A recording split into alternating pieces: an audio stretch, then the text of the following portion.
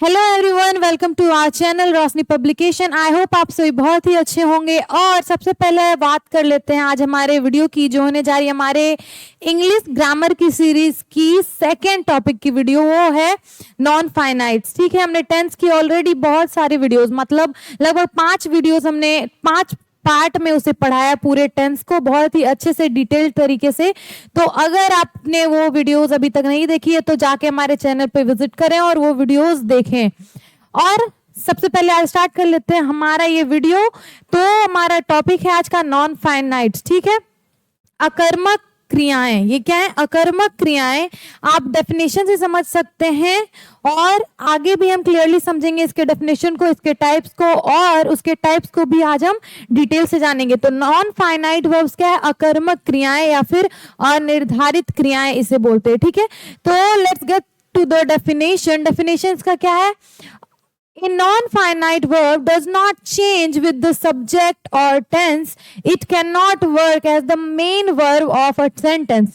क्या बोला जा रहा है कि नॉन फाइनाइट वर्ब, जो अकर्मक क्रियाएं होती हैं, वो क्या होती हैं? चेंज नहीं होती। Does not change with subject और टेंस। काल और सब्जेक्ट जो है हमारा, उसके अकॉर्डिंग क्या है? वो क्रियाएं चेंज नहीं होती है, बदलती नहीं है। ठीक है, और ये क्या है? मेन वर्ब की तरह काम नहीं करती है, मुख्य क्रिया के तौर पे ये किसी वाक्य में काम नहीं करती है। ठीक है, ए नॉन फाइनाइट वर्ब वो क्रिया है जो सब्जेक्ट या टेंस के अनुसार नहीं बदलती, यह मुख्य क्रिया के रूप में प्रयोग नहीं होती है। ठीक है, तो अब हम देख लेते हैं, हमारे कुछ एग्जाम्पल्स के थ्रू हम समझ लेते हैं। तो एग्जाम्पल इसका क्या हो सकता है? ऐसे वर्ड्स, ऐसे जो वर्ब्स हैं जो काम नहीं करेंगे किसकी तरह? मेन वर्ब की तरह। ठीक है, तो अगर मान लीजिए she has a book to read, ये मेन वर्ब यहाँ पे नहीं, उसकी तरह ये काम नहीं कर रहा है। ठीक है, modifies book like an adjective, ये बुक जो है यहाँ पे, बुक जो हमारे क्या है? एक तरफ से ऑब्जेक्ट है, उसे ये चेंज कर रही है। ठीक है, ये मुख्य क्रिया के तौर पे काम नहीं कर रही है, और ना ही ये चेंज होगी अगर हमारे सब्जेक्ट के अकॉर्डिंग, ना ही ये चेंज होगी और ना ही ये टेंस जो है इसमें उसके अकॉर्डिंग, जो किस काल में है वो वाक्य, किस काल को व्यक्त कर रहा है, उसके अकॉर्डिंग ये क्रिया चेंज नहीं होगी। ठीक है, तो अब हम देख लेते हैं हमारा टाइप। नॉन फाइनाइट वर्ब्स, अकर्मक क्रिया जो है उसकी कितने भेद हैं? तो there are 3 types of non finite verbs. तो उसके 3 प्रकार होते हैं। ठीक है, इन्फिनिटिव अनंत क्रिया, जेरंड संज्ञा रूप में आईएनजी की क्रिया लगती है, और पार्टिसिपल कृदंत क्रिया। ठीक है, तो इसमें क्या होता है? इन्फिनिटिव है, अनंत क्रिया इसे बोलते हैं, वो हम आगे समझ लेंगे। जेरंड संज्ञा के रूप में काम करता है। ठीक है, किसी भी वाक्य में आप देखेंगे कि वर्ब में आईएनजी लगा हुआ है और वो क्रिया के रूप में ना काम करके वहां पे संज्ञा के रूप में है। ठीक है, नाउन के रूप में है, और ये पार्टिसिपल कृदंत क्रिया है, ये भी हम आगे समझेंगे। तो आ जाते हैं हमारे फर्स्ट टाइप पे। फर्स्ट टाइप जो है नॉन इन्फिनिटिव वर्ब्स, अकर्मक क्रियाओं की, वो हम समझ लेते हैं क्लियरली। तो इस स्लाइड में हम देख लेते हैं सबसे पहले इन्फिनिटिव्स, अनंत क्रिया, उसकी डेफिनेशन। तो an infinitive is the base form of verb usually proceed by to it can act like a noun, adjective और एडवर्ब, और एन एडवर्ब। ये किसकी तरह काम कर सकता है? इन्फिनिटिव जो ये इन्फिनिटिव, ये क्या है? अनंत क्रियाएं हैं। ये कैसे काम कर सकती हैं? एक नाउन की तरह, एक एडजेक्टिव की तरह, या फिर एक एडवर्ब की तरह। क्या है? नाउन संज्ञा, एडजेक्टिव विशेषण, और एडवर्ब क्या है? क्रिया विशेषण। इसकी तरह वो काम कर सकते हैं। ठीक है, तो इन्फिनिटिव क्या है? बेस फॉर्म है वर्ब का। सबसे पहले हमारे डेफिनेशन में क्या था? Base form of a verb. ठीक है, ये बेस फॉर्म है वर्ब का, मतलब वर्ब का जो बेसिक रूप है, वर्ब का V1 हो गया हमारा बेसिक रूप, उसमें ये V1 में लिखा जाता है। V1 के फॉर्म में ये इन्फिनिटिव वर्ब्स आपको देखने को मिलेंगे किसी भी वाक्य में। और साथ ही ये क्या है? इसके साथ हमेशा टू लगा होगा। क्या लगा होगा? टू। उसके आगे हमेशा वर्ब के आगे इन्फिनिटिव जो वर्ब होंगे उसके आगे हमेशा टू लगा लेगा, और वो V1 के फॉर्म में होगा, वर्ब के बेसिक फॉर्म में होगा। और ये किस किस तरह से यूज हो सकता है एक सेंटेंस में? एक नाउन की तरह, एडजेक्टिव की तरह और एडवर्ब की तरह। ठीक है, तो हम कुछ एग्जाम्पल से अभी समझ लेते हैं। कुछ एग्जाम्पल से समझते हैं कि कहाँ पे ये नाउन की तरह एक्ट कर रहा है, कहाँ पे ये एडजेक्टिव की तरह, एडवर्ब की तरह एक्ट कर सकता है, और कहाँ पे इसमें टू लगता है और कैसे यूज होता है ये। तो फर्स्ट एग्जाम्पल हमारा है टू ईट इज नेसेसरी। यहाँ पे क्या है? ये to to eat is necessary, यहाँ पे ईट, टू ईट ये क्या है, सब्जेक्ट है, क्या है, टू ईट सब्जेक्ट, लेकिन ईट यूजुअली हम लोग कैसे यूज करते हैं, ईट का वर्ब के रूप में, लेकिन यहाँ पे एज अ सब्जेक्ट ये वर्क कर रहा है, कैसे वर्क कर रहा है, acts as a subject. To eat, खाना क्या है हमारे लिए जरूरी है, यहाँ पे ये सब्जेक्ट की तरह काम कर रहा है, यहाँ पे आगे टू लगा है, तो ये क्या है, अकर्मक क्रिया के रूप में यूज हो रहा है, इन्फिनेटिव के रूप में यूज हो रहा है, ठीक है।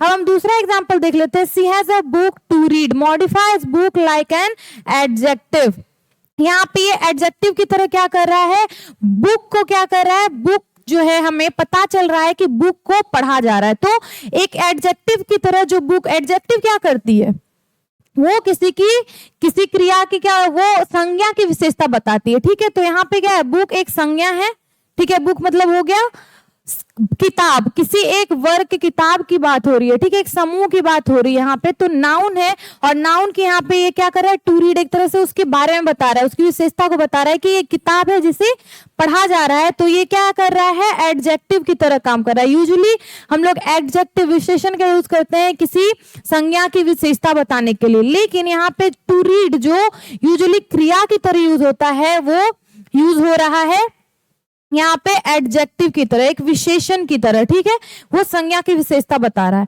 तो हमने दो एग्जांपल देखा जहां पे इन्फिनेटिव या फिर जो ऐसे वर्ब हैं वो सब्जेक्ट की तरह काम कर रहे हैं या एडजेक्टिव की तरह काम कर रहे हैं। अब हम आ जाते हैं हमारे थर्ड एग्जाम्पल पे, देख लेते हैं, ही केम टू हेल्प, यहाँ पे क्या हो रहा है, he came to help modifies came like an adverb, ये क्या कर रहा है, क्रिया की विशेषता, एडवर्ब क्या है, क्रिया विशेषण, वो क्या बताती है, क्रिया की विशेषता बताती है, ठीक है, एडवर्ब क्रिया की विशेषता बता रही है, तो यहाँ पे क्रिया क्या है, केम, लेकिन टू हेल्प यहाँ पे किस तरह यूज हो रहा है, टू हेल्प, हेल्प करना भी क्रिया हो सकता है, लेकिन टू हेल्प का यहाँ पे यूज कैसे हो रहा है, एज एन एडवर्ब, क्योंकि ये विशेषता बता रहा है, वो आया, ही केम, वो आया, लेकिन किस लिए आया, टू हेल्प, मदद करने के लिए आया, तो यहाँ पे टू हेल्प, एक तो टू लगा है, इससे आप समझ सकते हैं ये इन्फिनेटिव है, और साथ ही साथ ये एडवर्ब, यहाँ पे एडवर्ब की तरह काम कर रहा है, क्रिया की विशेषता बता रहा है, तो इन तीन तरीकों से ये इन्फिनेटिव का हम यूज कर सकते हैं। और हम देख रहे हैं, हमने जो बेस फॉर्म, ये जो डेफिनेशन पढ़ा उसे फर्स्ट लाइन ही था बेस फॉर्म, यहाँ पे आप देख सकते हैं ईट, रीड, हेल्प, ये क्या है, V1 है, वर्ब का बेसिक फॉर्म है, ठीक है, उसमें यूज हो रहा है प्रोसीडेड बाय टू, टू लग रहा है सबके आगे, to eat, to read, to help, तो ये इन्फिनेटिव्स के एग्जाम्पल थे, ठीक है।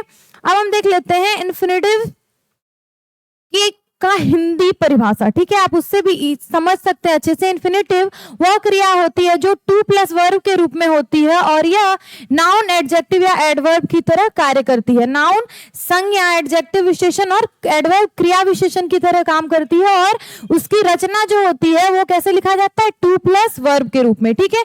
टू प्लस ईट, हमने पहले क्या देखा एग्जाम्पल, टू प्लस ईट, टू प्लस हेल्प, ये यहाँ पे देखिए टू प्लस प्ले, तो ऐसे आपको इन्फिनेटिव देखने को मिलेंगे। इन्फिनेटिव का प्रयोग तब होता है जब क्रिया करने का इरादा दिखाया जाता है, जैसे कुछ करना, सीखना, बोलना आदि। क्या दिखा रहा है, इरादा दिखा रहा है किसी क्रिया के करने का, ठीक है, क्रिया ही है दोनों। यहाँ पे क्या है, मनोरंजन और खेलना, ये दोनों क्रियाएं ही हैं, लेकिन यहाँ पे क्या हो रहा है, एक क्रिया क्या कर रही है, दूसरे क्रिया के लिए नाउन बन जा रही है, एडजेक्टिव या एडवर्ब के फॉर्म में आ रही है, ठीक है, इसलिए ये इन्फिनेटिव वर्ब्स है, अनंत क्रियाएं हैं, ठीक है। तो टू प्ले इज फन, खेलने में मजा आता है, यहाँ पे क्या हो रहा है, टू प्ले ये जो है इन्फिनेटिव है और ये क्या हो रहा है, यहाँ पे यूज हो रहा है सब्जेक्ट की तरह, ठीक है। इसमें हम क्या देख रहे हैं, ही वॉन्ट्स टू लर्न, यहाँ पे ये किस तरह यूज हो रहा है, एडजेक्टिव की तरह, ये चाहता है क्या, सीखना चाहता है, ठीक है। I have work to do, ये क्या है, क्रिया की विशेषता बता रहे हैं, क्रिया विशेषण हो गया, ठीक है। तो I have work to do, मेरे पास करने के लिए काम है, क्या है, करने के लिए काम, कुछ करना है उसे, वो क्रिया है, लेकिन उसके लिए क्या है, टू डू, उसे काम करना है, ठीक है। तो इससे आप समझ सकते हैं ऐसे जो वाक्य आपको देखने को मिलेंगे जिसमें आगे, जिसमें वर्ब ऐसा हो कि टू लगा रहे और वो नाउन, एडजेक्टिव, एडवर्ब की तरह दिख रहा हो या प्रतीत हो रहा हो, तो वो क्या है, इन्फिनेटिव्स हैं, इन्फिनेटिव्स वर्ब है, ठीक है। नॉन फाइनाइट का पहला रूप क्या था, इन्फिनेटिव्स। तो आई होप आपको इतना क्लियर हो गया होगा, हमने एग्जाम्पल के साथ आपको चीजें बताई। अब हम देख लेते हैं उसका उपयोग कैसे होता है, उसका प्रयोग हम कैसे करते हैं। तो विषय के रूप में, सब्जेक्ट के रूप में उसका यूज होता है। टू रीड इज यूजफुल, हमने पहले भी एग्जाम्पल देखा और मैंने समझाया कि सब्जेक्ट के रूप में हम क्या करते हैं, इसे यूज करते हैं सब्जेक्ट के रूप में, ठीक है। तो टू रीड इज यूजफुल यहाँ पे सबसे पहले आया है एक तो, और फिर क्या है ये टू रीड से पता चल रहा है सब्जेक्ट की जगह पे टू रीड है, पढ़ना उपयोगी, यहाँ पे कुछ और है इस सेंटेंस में, उपयोगी ये यूजफुल है, तो ये तो कुछ और ही हमें बता रहा है हमारे क्रिया के बारे में, ठीक है। तो पढ़ना जो है वो हमारी क्रिया है, लेकिन वो क्रिया किस तरह काम कर रही है, एक सब्जेक्ट की तरह, एक विषय की तरह काम कर रही है, ठीक है। यहाँ पे मेन विषय क्या है, पढ़ना, यहाँ का विषय क्या है इस वाक्य में, पढ़ना। तो पढ़ना जो है क्रिया है, लेकिन वो सब्जेक्ट की तरह वर्क कर रहा है, तो ये इन्फिनेटिव है। इस सेंटेंस में अगर आपसे पूछ दे कि इन्फिनेटिव वर्ब क्या है, तो वो क्या होगा, टू रीड। सबसे पहले आगे टू लगा हुआ है और ये क्रिया सब्जेक्ट की तरह काम कर रही है, तो ये एक इन्फिनेटिव वर्ब है। अब वस्तु के रूप में यूज होता है, किसका रूप में होता है इसका, वस्तु के रूप में। सी लाइक्स टू सिंग, उसे गाना पसंद है, उसे क्या है, गाना पसंद है, ऑब्जेक्ट के रूप में। तो गाना यहाँ पे क्या है, काम है, लेकिन पसंद करना भी काम है, दोनों क्रियाएं हैं। लेकिन टू सिंग अगर यहाँ पे पहले तो टू लगा और सिंग लगा है, तो यहाँ एक सब्जेक्ट की तरह ये काम कर रहा है, ठीक है, सॉरी ऑब्जेक्ट की तरह ये काम कर रहा है। सी लाइक्स टू सिंग, यहाँ पसंद करना भी क्रिया है और गाना भी क्रिया है, लेकिन टू सिंग यहाँ पे कैसे काम कर रहा है, एक ऑब्जेक्ट की तरह, यहाँ पे ऑब्जेक्ट के रूप में, वस्तु के रूप में ये चीज, ये आपको क्रिया देखने को मिल रही है। तो इन्फिनेटिव्स को आप यूज करते हैं सकते हैं सब्जेक्ट की तरह, ऑब्जेक्ट की तरह, विषय और वस्तु की तरह। अब हम देखते हैं विशेषण और क्रिया विशेषण के रूप में इसका कैसे यूज करेंगे। He came to study, to study है, ये आया, यहाँ तो क्रिया आ गई, लेकिन टू स्टडी पढ़ना भी तो क्रिया है, लेकिन यहाँ पे टू स्टडी किस तरह यूज हो रहा है, विशेषण की तरह, ठीक है। वो किस लिए आया, तो वो पढ़ने के लिए आया, ठीक है, किस लिए आया, वो पढ़ने के लिए। यहाँ क्रिया विशेषण के रूप में टू स्टडी का यूज हो रहा है, वो पढ़ने आया है। तो ऐसे हम यूज करते हैं इन्फिनेटिव वर्ब्स का, अनंत क्रियाओं का हम ऐसे यूज करते हैं, ठीक है। अकर्मक क्रिया की जो पहला टाइप है, पहला रूप है, वो है अनंत क्रिया, इन्फिनेटिव। तो उसके हमने देख लिए प्रयोग कहाँ कहाँ पे होते हैं, वो सारी चीजें आई होप आपको क्लियर हो गई होगी। अब हम आ जाते हैं हमारे टाइप्स पे कि इन्फिनेटिव के कितने टाइप हैं। इन्फिनेटिव जो वर्ब्स हैं वो वर्ब्स हैं जो वो कितने टाइप के होते हैं। There are two major types of infinitives. तो दो मुख्य प्रकार हैं, कितने प्रकार हैं, दो मुख्य प्रकार, फुल इन्फिनेटिव्स, बेयर इन्फिनेटिव्स। तो फुल इन्फिनेटिव्स हम समझ लेते हैं आगे। फुल इन्फिनेटिव सबसे पहले समझ लेते हैं, हमारा जो परिभाषा दिया गया उसके थ्रू। A full infinitive is the base form of verb proceeded by the word to, it's also known as to infinitive, ठीक है।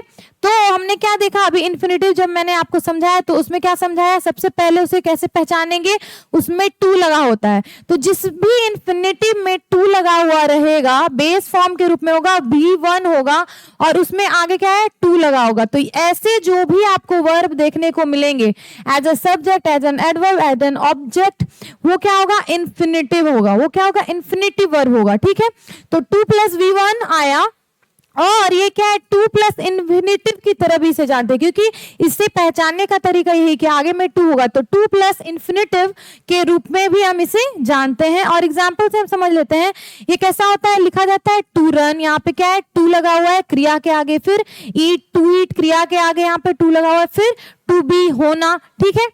तो example, to go, to read, to play, ये सारे एग्जाम्पल्स है, तो इसमें सबसे आगे क्या लगा हुआ है, टू लगा हुआ है। तो इससे समझ में आ रहा है ये फुल इन्फिनेटिव है। इन्फिनेटिव तो है, लेकिन इसमें से ये क्या, टू इन्फिनेटिव है, इसमें क्या है, लगा हुआ है टू, प्लस ये वर्ब के बेस फॉर्म V1 के रूप में है, गो, रीड, प्ले, क्या V1 है, ठीक है।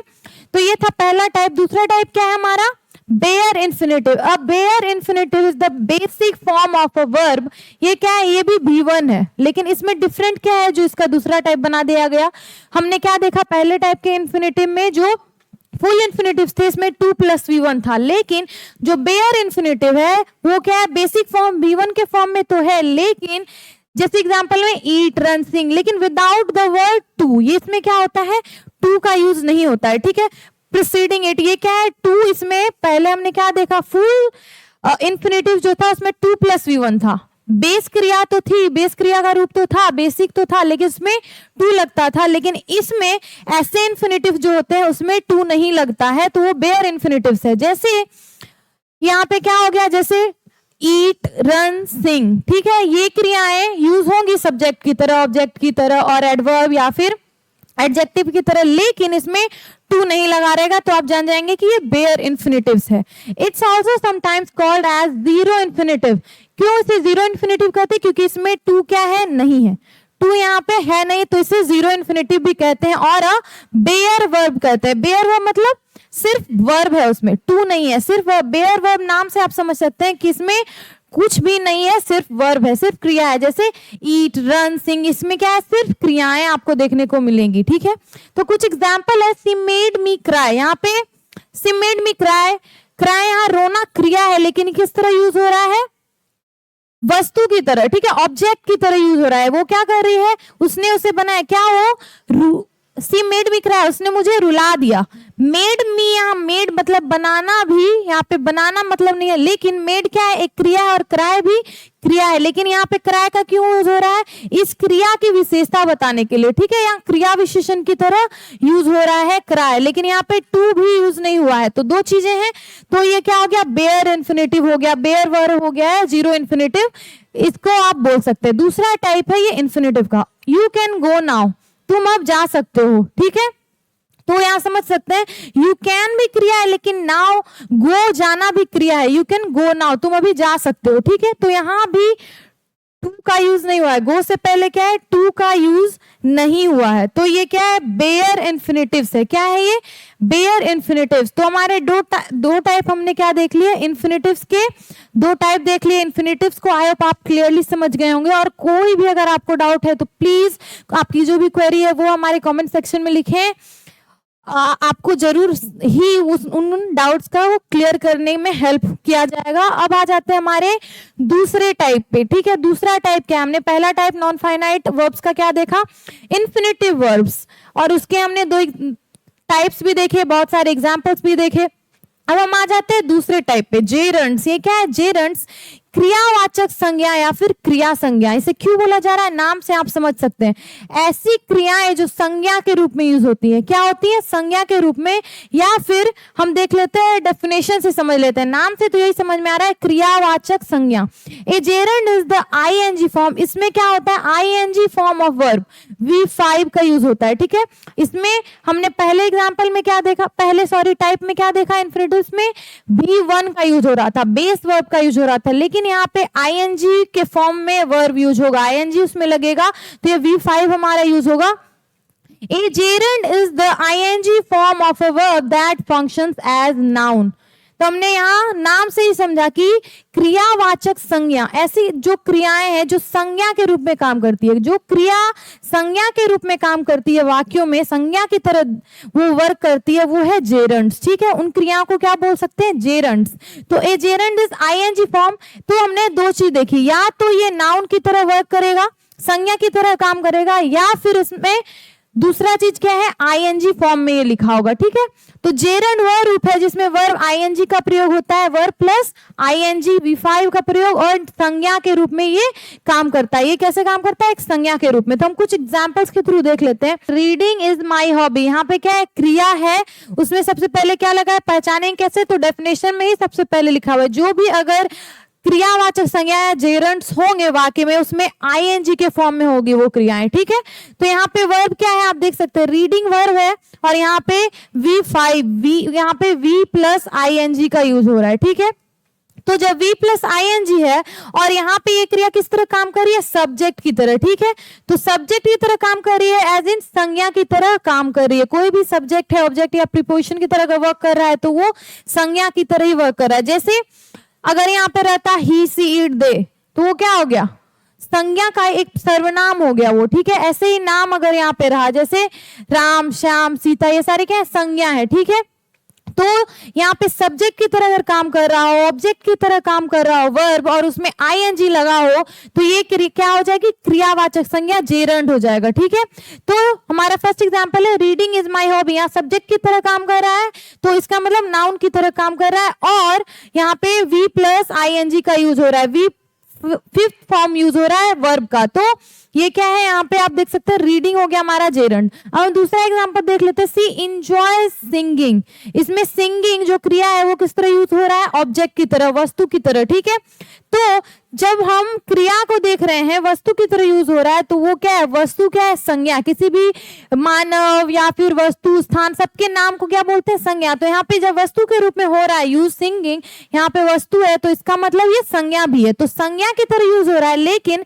आईएनजी भी लगा हुआ है, तो ये क्या है, जेरंड है। तो ये दो एग्जाम्पल थे। और अगर आपको हिंदी में समझना हो कि क्रियावाचक संज्ञा जो भी हो उसके अंत में ना रहेगा, जैसे करना, उसने, उसे पढ़ना है, उसे करना है, जिसके भी अंत में ना रहेगा, ठीक है, क्रिया प्लस ना, क्रिया और उसमें जुड़ जाएगा प्लस ना, तो ऐसे जो शब्द होंगे वो क्या होंगे, जेरंड होंगे, क्रियावाचक। जैसे इसमें पढ़ना मेरी हॉबी है, तो पढ़ना, पढ़ मतलब हो गया क्रिया, उसमें ना जुड़ा हुआ है, पढ़ना मेरी हॉबी है, इसका मतलब जेरंड है। तो अगर इंग्लिश में दिया, आपको कुछ भी याद नहीं है, लेकिन आप देख रहे हैं हिंदी में जो उसका ट्रांसलेशन होगा, जैसे रीडिंग इज माई हॉबी दिया, इसमें समझ नहीं आ रहा कि इसमें जेरंड क्या है, लेकिन और जेरंड है भी कि नहीं, तो हम क्या देखेंगे कि इसका हिंदी कर देंगे, पढ़ना मेरी हॉबी है, मुझे पढ़ना पसंद है। तो पढ़ में, क्रिया में ना अगर अंत में लगा हुआ है, इसका मतलब ये जेरंड है और वो संज्ञा की तरह यूज हो रहा है, ठीक है, सब्जेक्ट की तरह यूज हो रहा है, ऑब्जेक्ट की तरह यूज हो रहा है, और उसमें आईएनजी लगा है तो जेरंड होगा। और अगर सब्जेक्ट की तरह यूज हो रहा है, ऑब्जेक्ट की तरह यूज हो रहा है, लेकिन उसके आगे टू लगा है, आईएनजी नहीं लगा है, तो वो क्या होगा, इन्फिनेटिव होगा, ठीक है। तो ये था हमारा जेरंड। उसमें हम देख लेते हैं फंक्शंस क्या है, काम कैसे यूज होता है वो, ठीक है। तो एज ए सब्जेक्ट यूज होता है gerund. Walking is good exercise, subject की जगह पे हमारा यहाँ कहाँ क्या है, वॉकिंग, सब्जेक्ट की जगह पे हमारा यहाँ पे वॉकिंग है। तो टहलना एक अच्छी क्या है, एक्सरसाइज है, एक अच्छा व्यायाम है टहलना। तो टहल यहाँ पे हमारा क्या है, क्रिया है, टहल, लेकिन उसमें क्या लगा हुआ है, प्लस ना। तो जब यहाँ पे ना दिख रहा है हमें, अगर हम सिंपली हिंदी अगर दिया हुआ है टहलना एक अच्छा व्यायाम है, तो ना अगर लगा है और वो सब्जेक्ट की तरह यूज हो रहा है, टहलना इसमें क्या है, वो विषय की तरह यूज हो रहा है, तो वो क्या है, जेरंड है, ठीक है, वो जेरंड है। अब हम देख लेते हैं दूसरा, जो इसका पहले हमने देखा वो सब्जेक्ट की तरह यूज हो सकता है, अब देखेंगे हम ऑब्जेक्ट की तरह भी वो यूज हो सकता है। आई लव कुकिंग, यहाँ पे ऑब्जेक्ट, वस्तु क्या है, हमारी विषय वस्तु हो गई आई लव कुकिंग, मैं कुकिंग को पसंद करता हूँ, वो पसंद तो करता है, प्यार करता है, लेकिन किससे, कुकिंग से। तो यहाँ कुकिंग और प्लस आईएनजी भी है, यहाँ पे क्या है, वर्ब प्लस आईएनजी है। यहाँ भी आप देख सकते हैं वर्ब का फिफ्थ फॉर्म है, वर्ब प्लस आईएनजी लगा हुआ है, और ये ऑब्जेक्ट की तरह काम कर रहा है, एक नाउन की तरह काम कर रहा है, तो ये क्या है, जेरंड है। और कुकिंग, खाना पकाना, खाना पकाना, पकाना ये क्या है, लास्ट में ना है, तो इससे समझ में आ रहा है ये जेरंड है। फिर आफ्टर प्रीपोजिशंस, ये प्रीपोजिशन जो है उसके बाद लगता है, she is good at dancing, यहाँ पे प्रीपोजिशन क्या है, एट के बाद अगर ये यूज हो रहा है और यहाँ पे आईएनजी लगा है, तो ये क्या है, जेरंड है। तो प्रीपोजिशंस के वो क्या लगता है, बाद लगता है, प्रीपोजिशंस के बाद अगर वो लग रहा है और उसमें आईएनजी है तो वो जेरंड है। और साथ ही साथ आफ्टर सर्टेन वर्ब्स, कुछ क्रियाओं के भी बाद वो लगता है, जैसे इंजॉय, अवॉइड, सजेस्ट, फिनिश, ये सारी चीजें क्या है, क्रियाओं के बाद लगती हैं। ही अवॉइडेड टॉकिंग, ठीक है, इन सब क्रियाओं, ये सब जो सर्टेन क्रियाएं हैं उनके बाद भी ये वर्ब के रूप में यूज होता है जेरंड। जैसे ही अवॉइडेड टॉकिंग, उसने बात करना अवॉइड किया, ठीक है, तो अवॉइडेड, अवॉइड करना भी क्रिया है, लेकिन यहाँ पे टॉकिंग, बात करना भी क्रिया है, इसमें आईएनजी लगा हुआ है। साथ ही साथ ये किसके बाद आ रहा है, कुछ सर्टेन वर्ड, जैसे enjoy, I enjoy watching movies, watching, movie watch करना भी क्रिया है, लेकिन वो किसके बाद आ रहा है, जो सर्टेन वर्ब्स है, इंजॉय करना, मूवी देखना और उसे इंजॉय करना, दोनों क्रियाएं हैं, लेकिन वो इंजॉय के बाद आ रहा है क्या, उसे मूवी देखना पसंद है। वॉचिंग, वहां वॉच में आईएनजी लग रहा है, तो जेरंड वहां पे क्या है, वॉचिंग, ठीक है। तो ये थी कुछ examples. I suggest you to do something, तो डू समथिंग में करना है, लेकिन वो किसके बाद आया है, समथिंग, आईएनजी लगा, लेकिन डू क्या है, डू वहां पे सर्टेन वर्ब से जिसके बाद लगा है डू समथिंग, तो हम क्या करेंगे, सजेस्ट के बाद आई डू समथिंग, तो वो क्या है, जेरंड है, क्योंकि वहां पे हम क्या देख रहे हैं, वर्ब प्लस आईएनजी का भी यूज हो रहा है और वो कुछ क्रिया के बाद आ रहा है, ठीक है। तो ऐसे भी जो सर्टेन वर्ब्स के बाद आएगा वर्ब और उसमें आईएनजी लगा है, तो वो जेरंड है, ठीक है। तो ये कुछ फंक्शंस थे, सब्जेक्ट के रूप में, ऑब्जेक्ट के रूप में, प्रीपोजिशन के रूप में, या फिर सर्टेन वर्ब्स, कुछ वर्ब्स के कुछ क्रियाओं के बाद वो लगता है, जैसे एंजॉय, अवॉइड, सजेस्ट, फिनिश, इन सब सर्टेन वर्ब्स, इन सब क्रियाएं जो है, इन सब शब्दों के बाद अगर कोई क्रिया आई और उसमें आईएनजी लगा है तो वो क्या है, जेरंड है। तो आई होप जेरंड आपको क्लियरली समझ में आ गया होगा। हम अब क्या देख लेते हैं, नॉन फाइनाइट जो वर्ब्स है उसका तीसरा रूप, ठीक है, पार्टिसिपल्स, कृदंत, विशेषण रूपी क्रिया। ठीक है, हमने क्या क्या देख लिया, हमने इन्फिनेटिव देख लिया, हमने जेरंड देख लिया, अब हम आ गए पार्टिसिपल्स पे। ठीक है, तीसरा रूप जो है नॉन फाइनाइट का वो है पार्टिसिपल्स, विशेषण रूपी क्रिया या कृदंत। तो इसका डेफिनेशन क्या है, a participle is a verb form. ये क्या है, पार्टिसिपल एक वर्ब फॉर्म है जो यूज की जाती है किसकी तरह, एडजेक्टिव की तरह। ये किसकी तरह यूज होती है, विशेषण की तरह। ये क्या बताती है, संज्ञा की विशेषता। विशेषण क्या बताती है, संज्ञा की विशेषता। आप नाम से भी समझ सकते हैं, विशेषण रूपी क्रिया। पार्टिसिपल्स क्या है, विशेषण रूपी क्रिया, ऐसी क्रिया जो संज्ञा की विशेषता बता रही है। उसका यूज कैसे हो रहा है, ऐसे वाक्यों में सिंपली क्रिया क्या होती है, किसी काम को बताती है, लेकिन काम कुछ हो रहा है वो बताती है, लेकिन जब क्रिया बताने लगे किसी संज्ञा की विशेषता, ठीक है, तो वो क्या होता है, पार्टिसिपल्स बोलते हैं उसको। हम क्या बोलते हैं, पार्टिसिपल्स, कृदंत बोलते हैं। पार्टिसिपल क्या है, एक वर्ब फॉर्म है जो कैसे यूज होता है, एडजेक्टिव की तरह, विशेषण की तरह, टू मॉडिफाई अ नाउन और अ प्रोनाउन। किसी संज्ञा और सर्वनाम की विशेषता बताने के लिए एक एडजेक्टिव, विशेषण की तरह यूज होता है। पार्टिसिपल वह रूप है जो क्रिया होते हुए भी विशेषण की तरह काम करता है, यानी वह किसी नाउन को विशेष बनाता है, वो किसी संज्ञा की विशेषता बताता है। आप अच्छे से ये समझ गए डेफिनेशन। पार्टिसिपल्स क्या होता है, ऐसी क्रियाएं जो विशेषण की तरह काम करती है, जो क्या करती है, नाउन की विशेषता बताती है, नाउन को विशेष बनाती है। अब हम देख लेते हैं कुछ पार्टिसिपल्स के जो टाइप्स है। ठीक है, सबसे पहले टाइप देख लेंगे, फिर हम आगे एग्जाम्पल भी सारे टाइप्स के देखेंगे। तो types of participle, there are 3 types of participles. कितने टाइप्स है, प्रेजेंट, पास्ट, परफेक्ट, 3 टाइप्स।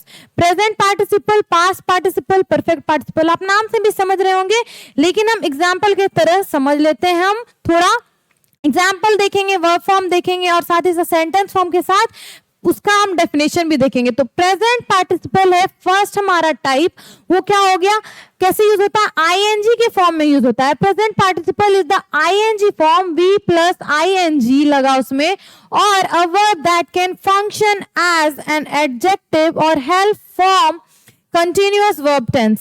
ये क्या होता है, एक एडजेक्टिव की तरह काम करता है या फिर कंटिन्यूअस वर्ब टेंसेस को बताता है। जैसे कुछ क्रियाएं जो बता रही है, कुछ क्रियाएं जो लगातार हो रही हैं, वैसे वो उसे फॉर्म करने में हेल्प करता है। तो इसका फॉर्म हम देख लेते हैं, बेस वर्ब प्लस आईएनजी। इसमें क्या लग रहा है, बेस वर्ब, जो वो क्रिया की जो बेस वर्ब होती है, वो जैसे रन, ईट, प्ले, इस सब में आईएनजी लगता है। ठीक है, तो RUNNING, इसमें क्या है, ING लगा है, V प्लस ING लगा है। ठीक है, तो इससे हम क्या समझ रहे हैं, ये प्रेजेंट पार्टिसिपल का ये फॉर्म है। तो अब देख लेते हैं आगे यूजेस, और हम फिर देख लेंगे एग्जाम्पल। तो इसे हम कहाँ कहाँ यूज करते हैं और कैसे यूज करते हैं, as part of a continuous tense, helping verb plus present participle. ठीक है, तो as part of a continuous tense ये कैसे यूज होता है, कंटिन्यूअस टेंस की तरह यूज होता है। तो इसमें हेल्पिंग वर्ब लगता है, इज MR लगेगा, is plus M plus R लगेगा, और प्रेजेंट पार्टिसिपल वो भी प्लस ING लगेगा। ठीक है, ऐसे है, इसका ऐसे यूज होता है। कंटिन्यूअस टेंस, लगातार जो क्रिया चल रही है, काल चल रहा है, उसको ये दिखाता है। As an adjective to describe a noun. दूसरी तरह इसका हम कैसे यूज करते हैं, एक तो ऐसे रहेगा सेंटेंस स्ट्रक्चर, ठीक है, इज MR रहेगा या इसमें से कोई एक रहेगा, और उसके साथ V प्लस ING रहेगा। ऐसे यूज करते हैं हम पार्टिसिपल को। फिर as an adjective to describe a noun, संज्ञा को ये डिस्क्राइब करते हुए संज्ञा की विशेषता बताएगा या संज्ञा को विशेष बनाएगा। तो संज्ञा की जो विशेषता बताता है वो होता है विशेषण। तो ये विशेषण की तरह भी काम करता है। साथ ही साथ इन participle phrases to give extra information, कुछ वाक्यों में ये एक्स्ट्रा इंफॉर्मेशन देने का भी काम करता है। तो हम कुछ एग्जांपल देख लेते हैं। कॉन्टिन्यूअस टेंस में कैसे यूज हो रहा है, कॉन्टिन्यूअस टेंस की तरह कैसे यूज हो रहा है, she is singing a song. तो एक गाना वो गा रही है, she is singing a song, इसमें पता चल रहा है हिंदी से क्या, शी इज सिंगिंग, पहले तो V प्लस ING है, ठीक है, इससे समझ में आ रहा है कि कोई काम, एक तो सिंगिंग, गा रही है, इसका मतलब रही है लगा तो ये कॉन्टिन्यूअस टेंस है, और साथ ही साथ इसमें क्या है, वी प्लस आईएनजी है। सिंग यहाँ पे वर्ब है, उसमें आईएनजी लगा है, तो ये प्रेजेंट पार्टिसिपल का एक एग्जाम्पल हो गया। ठीक है, और इसमें क्या पता चल रहा है, एडजेक्टिव के रूप में यूज करते हैं। दूसरा एग्जाम्पल हम देख रहे हैं, the glowing stars lit up the night. ये क्या है, the glowing stars lit up the night. Stars यहाँ पे क्या है, नाउन है। ठीक है, स्टार यहाँ पे क्या है, नाउन है, लेकिन वो ग्लोइंग है, वो क्या है, तारा चमक रहा है। यहाँ पे तारे की विशेषता क्या है, उसका चमकना। तो ग्लोइंग जो है, चमकना, सबसे पहले ना लगा हुआ है, तो इससे भी आप समझ सकते हो वो क्या है, पार्टिसिपल है, क्रिया है। चमकना क्या है, क्रिया है, लेकिन वो क्रिया कैसे यूज हो रही है, वो विशेषता बता रही है। किसकी, स्टार्स की, तारों की। तो स्टार्स की ये विशेषता अगर बता रही है तो ये किसकी तरह काम कर रही है, एक विशेषण की तरह। लेकिन ये है क्या, चमकना है एक क्रिया, लेकिन ये काम कैसे कर रही है, एक नाउन की विशेषता बता के एडजेक्टिव की तरह। तो ये क्या है, प्रेजेंट पार्टिसिपल है। ठीक है, ये क्या है, प्रेजेंट पार्टिसिपल है, क्योंकि ये वी प्लस आईएनजी V5 के भी फॉर्म में है। और साथ ही साथ फ्रेजेस, कुछ फ्रेजेस में कैसे यूज होगा, कुछ एक्स्ट्रा में इंफॉर्मेशन देगा। Walking down the street he found a wallet. यहाँ पे ही फाउंड अ वॉलेट, उससे क्या मिला, एक वॉलेट मिला। तो क्या एक एक्स्ट्रा इंफॉर्मेशन हमें बोल रहा है। ठीक है, उससे एक बटुआ मिला। Walking down the street, walking यहाँ पे क्या है, ये हमारा प्रेजेंट पार्टिसिपल, क्योंकि एक तो पहले ये वर्ब है, टहलना, ना लगा इससे पता चल रहा है वर्ब है, लेकिन यहाँ पे आईएनजी भी लगा है, वी प्लस आईएनजी, तो वर्ब का ये फिफ्थ फॉर्म यूज हो रहा है। तो वॉकिंग डाउन द स्ट्रीट, यहाँ पे समझ में आ रहा है कि इस फ्रेज में क्रिया क्या है, टहलना, लेकिन उसके साथ साथ क्या हमें पता चल रहा है, एक इंफॉर्मेशन भी पता चल रहा है। ये सब्जेक्ट के रूप में भी यूज हो रहा है, यहाँ पे सब्जेक्ट के रूप में भी यूज हो रहा है, लेकिन साथ में हमें क्या दे रहा है, एक इंफॉर्मेशन भी दे रहा है, एक एक्स्ट्रा इंफॉर्मेशन भी दे रहा है कि चलते हुए उसने गली में क्या मिला, उसे एक बटुआ मिला। तो ये पास्ट पार्टिसिपल का हमने यूजेस देखा। ठीक है, पास्ट पार्टिसिपल का हमने क्या देखा, यूजेस देखा, सॉरी प्रेजेंट पार्टिसिपल का हमने यूजेस देखा। अब हम देख लेते हैं कि प्रेजेंट पार्टिसिपल के बाद हम आ जाते हैं हमारे सेकेंड टाइप पे। ठीक है, टाइप्स ऑफ पार्टिसिपल में सेकेंड टाइप है हमारा पास्ट पार्टिसिपल। क्या हमारा second type, past participle. A past participle is a verb form usually ending in ED. Last में वर्ब प्लस ईडी होगा, इसमें क्या होगा, verb plus ED, but irregular for many verbs. कुछ वर्ब के लिए इरेगुलर भी है, क्योंकि हर वर्ब ईडी से ही लास्ट नहीं करेंगे, कुछ कुछ में क्या होगा और डिफरेंट वर्ड्स लग सकते हैं लास्ट में। A past participle is a verb form used to form perfect tenses, passive voice and act as an adjective।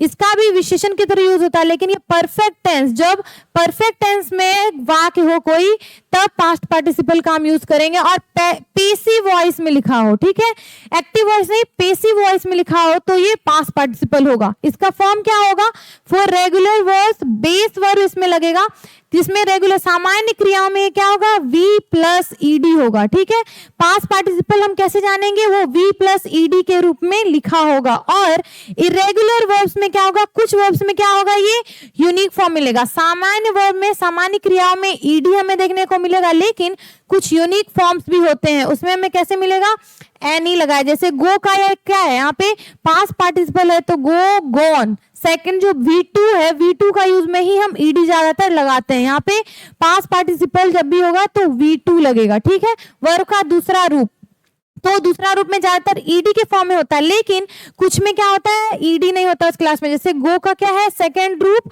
V2 form क्या है, गॉन। तो इसमें आप ईडी नहीं है, एनी लगाया, तो रिटर्न में भी EN लगा है, तो रिटर्न में ईडी नहीं लगा है। ठीक है, तो ये सारी जो चीजें हैं वो पास्ट पार्टिसिपल में आती है। ठीक है, पास्ट पार्टिसिपल में क्या होगा, वर्ब किस फॉर्म में होगा, V2 के फॉर्म में। ठीक है, और वो कैसे काम करेगा, परफेक्ट टेंसेस में और पेसिव वॉइस में और एडजेक्टिव में, विशेषण के तौर पे ये काम करेगा।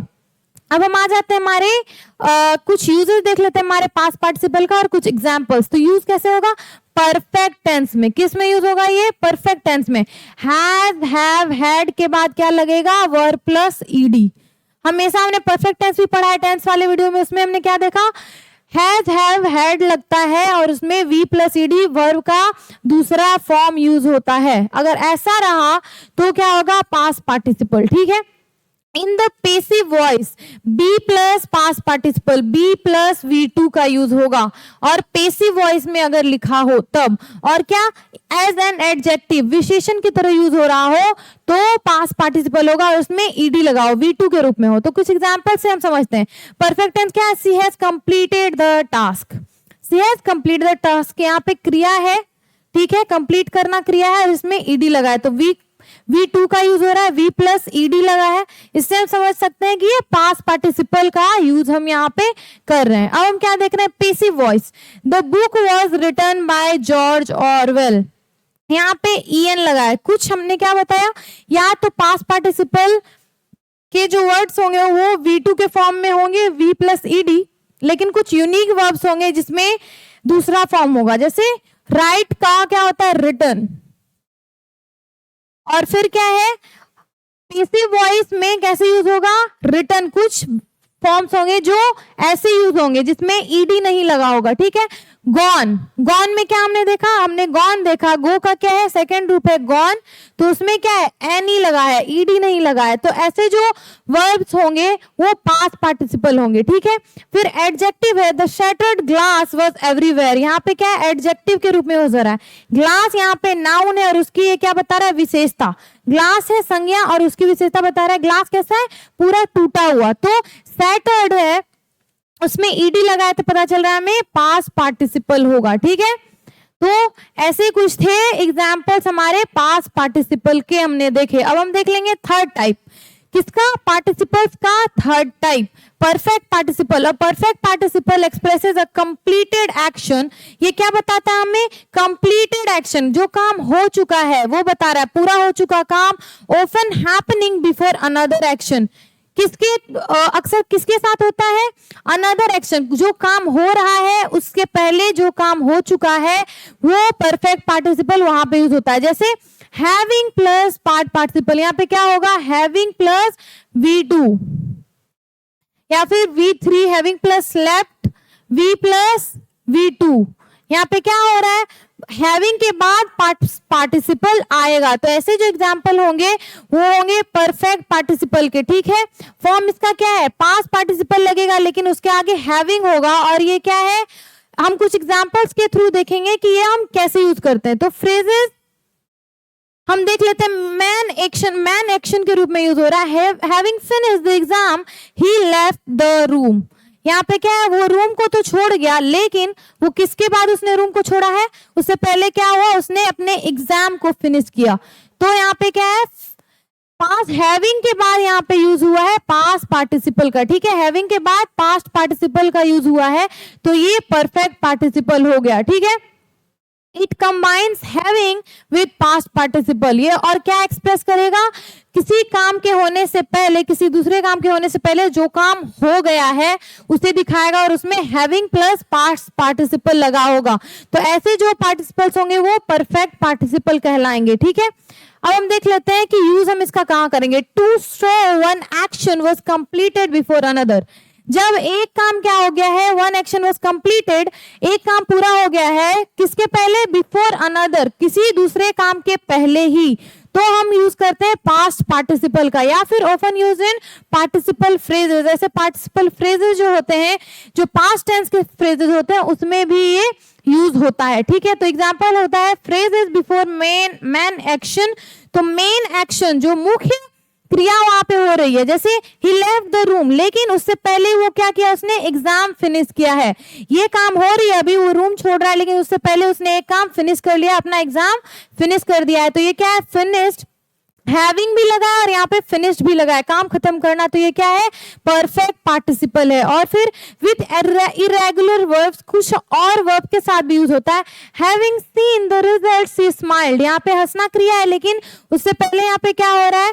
वो रिजल्ट अपना देख रही है, तब वो स्माइल कर रही है, ठीक है। तो हैविंग भी लगा है, उसके बाद वर्ब लगा है, तो ये क्या है? Perfect participle. उसके बाद पास्ट पार्टिसिपल लगा है, ठीक है, तो उसे हम परफेक्ट पार्टिसिपल बोल देंगे। हैविंग के बाद अगर पास्ट पार्टिसिपल लगा है।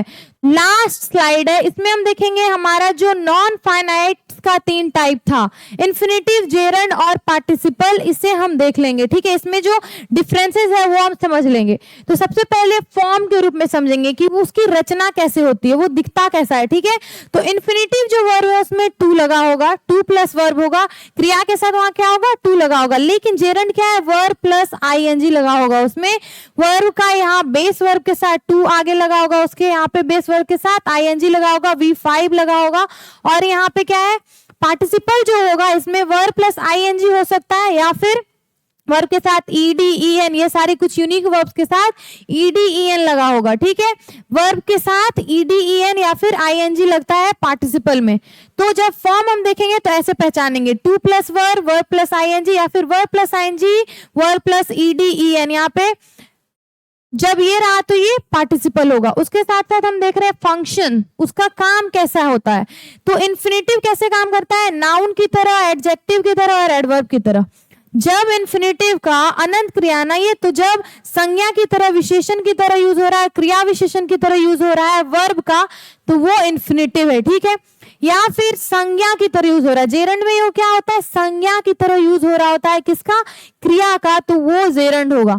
या फिर एडजेक्टिव सिंपली सिर्फ विशेषण के रूप में यूज हो रहा है और वो दिख रहा है कैसा, वर्ब प्लस आईएनजी और वर्ब प्लस ईडी या ईएन और उसकी विशेषण की तरह उसका यूज कर रहे हैं हम लोग, तो वो है पार्टिसिपल, ठीक है। विशेषण की तरह यहाँ भी यूज हो रहा है लेकिन उसमें टू लगा है इसलिए ये इन्फिनेटिव है। लेकिन इसमें जब विशेषण की तरह हम यूज कर रहे हैं वर्ब को, तो उसमें आईएनजी लगा है या फिर ईडीएन लगा है, ठीक है। तो वो हो गया पार्टिसिपल।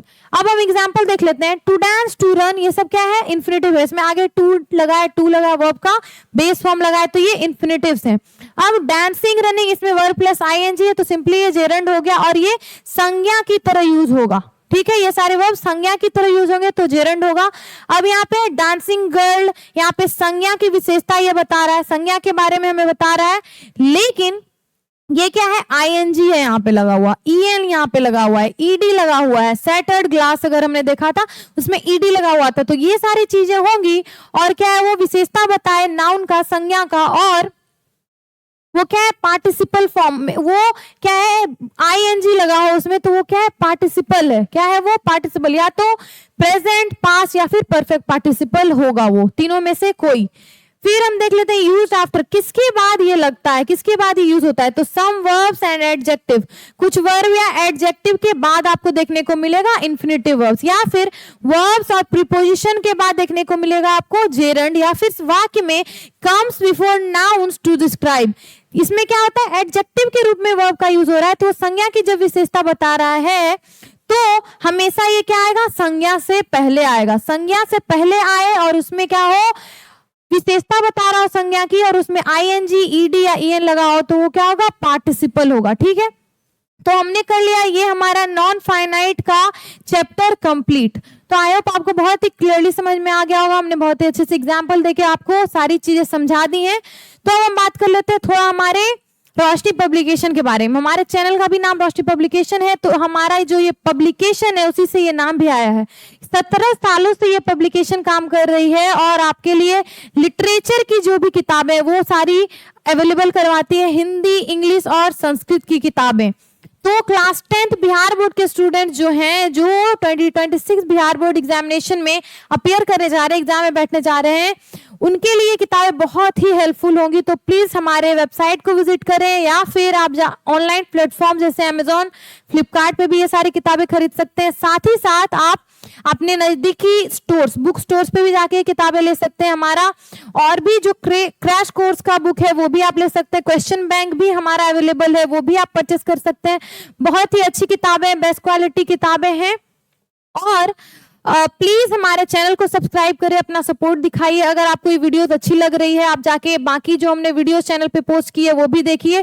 सारे सब्जेक्ट की, Hindi, English, Sanskrit, social science, science, सब कुछ वहाँ पे सारे सब्जेक्ट के वीडियोस पोस्ट किए जा रहे हैं। तो प्लीज हमें सपोर्ट दिखाएं। Please like our videos and share these videos with your friends. Thank you so much for watching.